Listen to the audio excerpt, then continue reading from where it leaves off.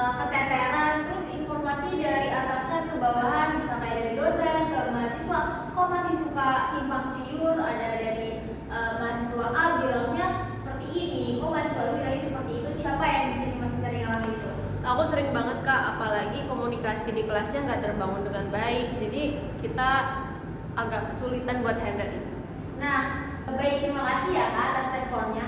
Nah, itu yang akan membuat kita perlu mempelajari tentang manajemen perkantoran dan juga layanan. Sebelum kita ke manajemen perkantoran dan layanan bisnis, hal-hal serupa itu memang sering terjadi dalam kehidupan sehari-hari, mau itu di perkuliahan, di sekolah, di rumah sakit, atau bahkan di instansi pemerintah, itu masih sering banget kita temui gitu. Oke, sebelum masuk ke inti materi, sebelumnya perkenalan dulu, nama saya Amelia Salderama dengan NIM 244411101. Nah, sekarang kita akan lanjut ke materi konsep manajemen perkantoran dan layanan bisnis. Oke, sekarang kita akan menjelaskan tentang konsep manajemen perkantoran dan juga layanan bisnis, dimana sebenarnya konsep ini itu sering banget kita temui dan sering kita lakukan, kayak sesimpel gimana caranya kalian mengorganisasikan tugas kalian biar tersusun, terus gimana caranya kalian mengendalikan organisasi kalian, terus gimana caranya kalian menyelesaikan masalah di kuliah atau dimanapun gitu. Next Mbak.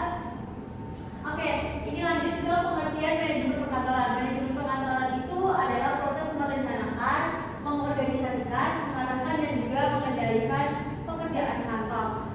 Kalau misalkan kita korelasikan atau kita ambil contoh dari kehidupan kita sehari-hari, misal kalian lagi mau buat acara pesta ulang tahun, di mana di acara pesta ulang tahun itu nanti bakal ada orang yang berkoordinasi sebagai siapa nih yang dekor, siapa yang bikin undangan, siapa yang sebar undangan, siapa yang beli kue, kayak gitu. Jadi semua itu udah dilakukan sesuai perannya masing-masing, terus habis itu sudah diarahkan sesuai perannya masing-masing agar mendukung kelancaran alur. Jadi informasinya juga jelas, pelayanannya jelas, dan operasional dalam organisasinya jelas gitu. Lanjut Kak. Selanjutnya ada peran kantor dalam organisasi.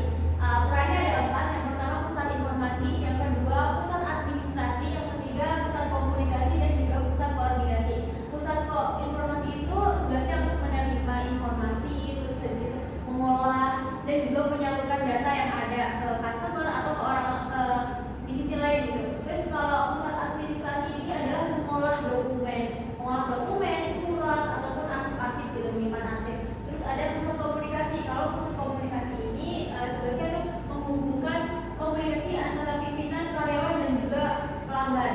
Terus yang kalau pusat koordinasi ini mendukung jalannya kegiatan seluruh bagian. Simpelnya tuh kalau peran ini tuh kita analogikan sebagai otak. Kayak otak kita itu kan selalu menerima informasi.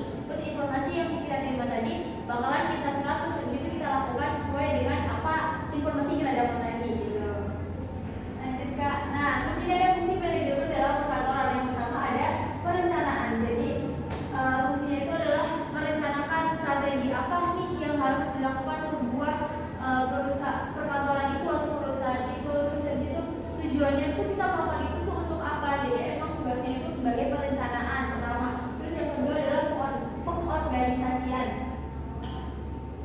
Jadi di pengorganisasian ini tuh tugasnya dibagi nih, siapa yang bagiannya A, siapa yang bagian B. Jadi itu emang tugasnya itu lebih ke membagi tugas, struktur tugasnya kayak apa, dan juga alur kerjanya itu bagaimana. Selanjutnya ada pengarahan. Kalau pengarahan ini tuh bagaimana cara pemimpin itu bisa mengarahkan, memotivasi agar mencapai target tersebut gitu. Terus selanjutnya yang terakhir ada pengendalian. Jadi kalau pengendalian ini tuh gimana caranya sebuah organisasi itu, sebuah manajemen itu bisa memastikan pekerjaannya itu sesuai dengan standarnya.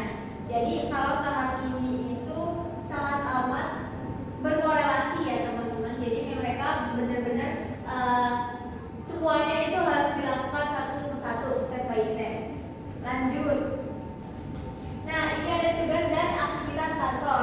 Kalau tugasnya sendiri itu adalah pengelolaan surat masuk dan juga surat keluar.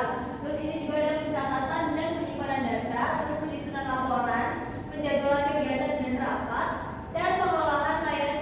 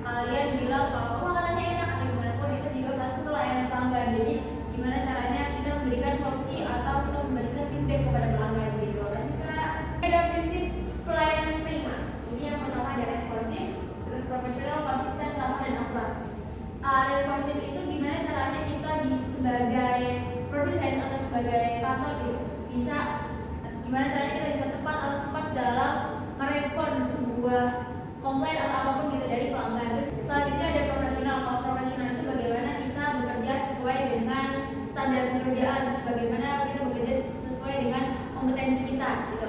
Dengan kita profesional pasti orang lain bakal lebih percaya dengan perusahaan kita. Terus ketiga ada ramah. Gimana caranya kita welcome terhadap pelanggan kita biar pelanggan kita merasa dihargai, terus mereka loyal terhadap kita. Terus juga akurat, kita harus memberikan informasi yang tepat, akurat, jadi tidak boleh hoax gitu. Dan yang terakhir adalah konsisten. Konsistensi itu juga termasuk dari bagaimana cara kita untuk membuat pelanggan itu loyal terhadap kita. Oke, ini ada penerapan di dunia kerja. Kalau penerapan layanan di dunia kerja itu kita harus melayani tamu atau pelanggan sesuai dengan SOP, juga administrasi surat masuk dan surat keluar yang tertata secara digital. Mungkin kalau zaman dulu atau sebelum-sebelumnya, sebelum digital ini semakin tren digital semakin naik gitu, mungkin mereka manual ya, tapi sekarang tertata secara digital. Terus habis itu ada menggunakan pengasipan secara elektronik. Terus menangankan keluhan pelanggan dengan alur yang jelas. Jadi gimana caranya kita bisa menjawab keluhan-keluhan pelanggan, bagaimana caranya kita bisa merespons keluhan pelanggan dengan baik. Terus juga menggunakan aplikasi layanan permintaan. Jadi kalau ini udah ambil aja. Nah, meskipun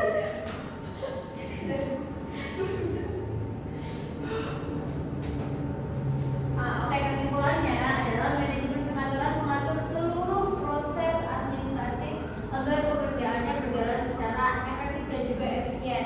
Terus layanan bisnis ini mendukung untuk kelancaran komunikasi, administrasi, logistik, dan juga kepuasan pelanggan. Terus kantor juga memiliki peran vital sebagai pusat informasi, administrasi, dan koordinasi.